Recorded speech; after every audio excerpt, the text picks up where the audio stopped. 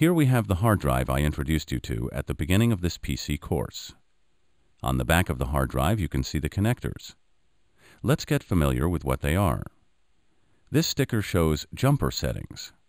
It is a diagram that allows you to configure your hard drive and set your drive's ID. Depending on how many drives you have in your system, you may need to refer to this diagram to set your jumpers. These are the jumpers. These can be plugged in different arrangements according to the diagram we just talked about.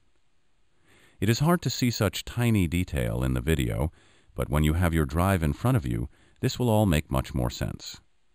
For our project, you need to set your hard drive to master. If you are installing just a single hard drive with no second hard drive, CD-ROM or DVD-ROM drive, you should leave the drive ID jumper on the single setting. This is usually the way it comes set from the factory. The hard drive goes in one of these drive bays.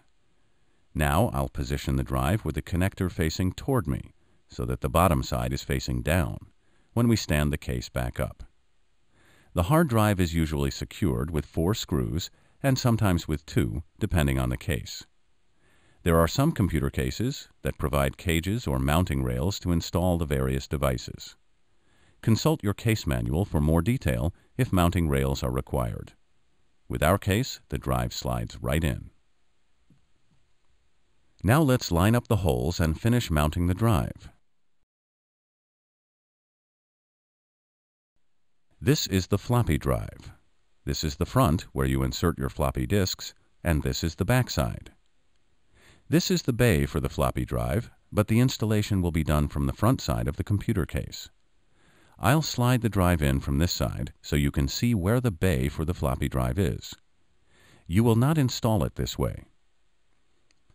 Now, after we determine the right bay for the floppy drive, we can pop out the front faceplate. This is the front of the computer case, and this is the plastic panel for the floppy drive. I'll pop it out by pushing the plastic panel from the back. Now I can slide the floppy drive into the bay from the front of the computer case.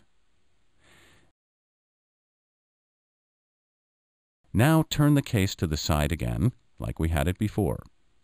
Here are the screw positions for the floppy drive to secure the drive to the bay.